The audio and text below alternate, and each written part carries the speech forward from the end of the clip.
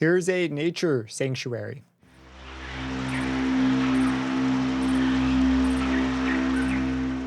This one is a recycled mine.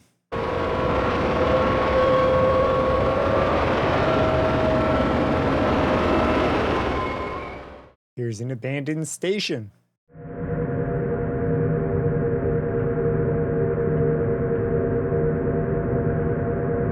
And this is essentially what Dystopian Diary is. It's a bunch of recordings meant to evoke a certain space. And there are a ton of snapshots. Like, for example, there's one here called Battlefield. Sometimes it can take a second to load because these samples can be quite long. This is what it sounds like.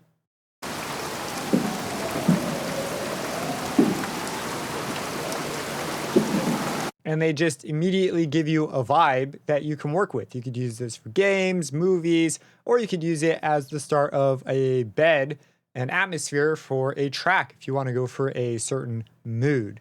So the main page gives you controls over some filters and amp envelopes, but you're really going to spend most of your time in the edit page and possibly the effects page. You can come in here and add effects. What I find interesting is the samples. That's what makes this so cool. So it comes with, at the moment, I think it's a little over 14 gigs. It might be closer to 15. And you can get to the samples. So here are the samples, and they are available to you just directly as WAV files. If you want to get to them from the instrument, you can right click and show and explore. It'll bring it up over in the folder system. And then you're just going to go down to the library and then just go to samples. And you'll have your different categories. Now, while we're here, the categories themselves are really well done. Tune is meant to be played as instruments, but there are also, the other standout category is carpets. So carpets is like a hodgepodge of things put together into one thing. It's a carpet of sounds is the concept, right? So these are like a lot of elements. You can view it as a submix of elements already. And then these are like the different elements you can pick to go through here. So there are videos on Ocean Swift's channel talking about what each individual one is. But I just wanted to highlight the library. I do think it's pretty cool. It's extremely easy to use. And using it in the player itself is really nice because you could see some of these are at different lengths. Like, for example, this one's only 3 seconds. So if I turn off this layer, let's just take a look here real quick at analog 1. It's not being used, so I'm not sure if it's meant to go with this or if this is just like a default one. But if we play it, it's going to go through really quickly and it'll loop very seamlessly. And so if this is looping with this and they're all looping at different times, you can create a really organic space that never repeats and you can just hold down a single note. These are all the same note. Now, Contact 8 has a browser that shows you all the banks it wants. I guess they're called banks now instead of snapshots. But if you click, you could sort them by bank. So if I'm looking for military-themed ones, I could go for it over here, and that'll pop them up. Let's go for Firestorm. So here is a Firestorm.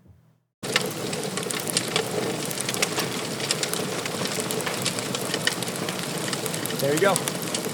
And away you go. So that's how the browsing works. There are some in here that are playable, and this usually involves layers that have the tuned. So if we go to the edit tab just to look at what's being used here, they're going to be using things often from the tuned category or porifera. Go over, let's see what Holly Hold's all about.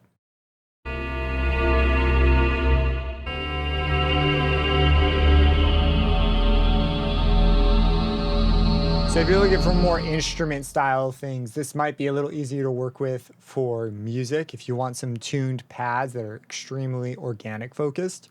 An alternative to browsing it this way, and this is just a Contact thing with Contact 8. Actually, I'm not sure if 7 does this. I almost always operate in the classic view.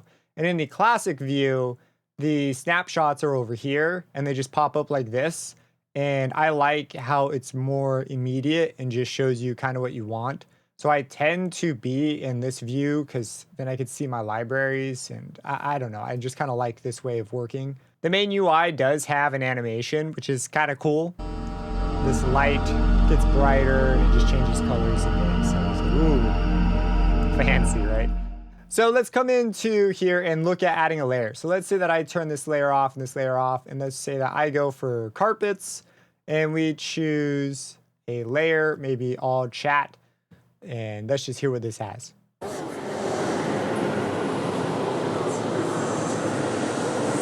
Now there's a category called chat. It's got something to do with chatter. And there's a whole bunch of interesting things here. We come in and look at this.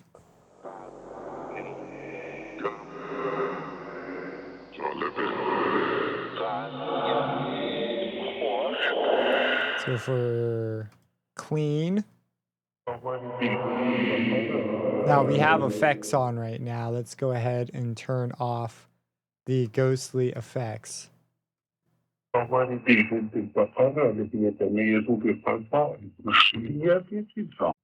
We could go for something in industry. So we've got like construction noises.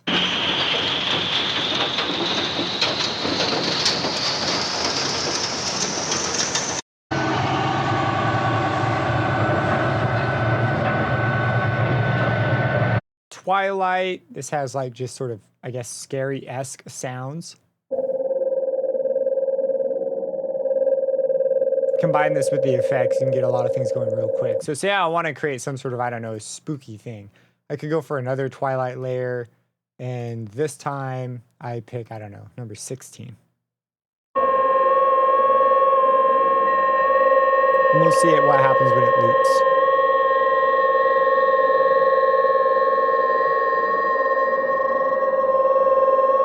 Seamless. Bring in another layer. And away you go. So that's kind of the intended use for this. There are properties along the top you could control, like Bitcrushing, for example, if we do this on the main one.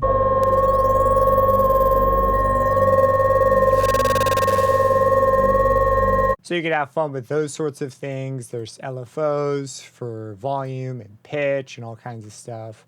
Loop properties. But that's the gist of it. So let's take a real quick look at the developer. So this is sold and will work in the Contact 8 player. So you do not need to own Contact in order for this to work. I don't own Contact 8. That is the player version. It is going to be downloaded via Native Instruments Native Access. And right now it is on sale. This is the normal price, 60 euros. And yeah, it's really straightforward to understand. They do have integration with the NKS standard. So if you have Native Instruments hardware and you want to use this, you can. If you have any questions, feel free to let me know down below. Subscribe and hit that bell icon for future videos, and have a blessed day.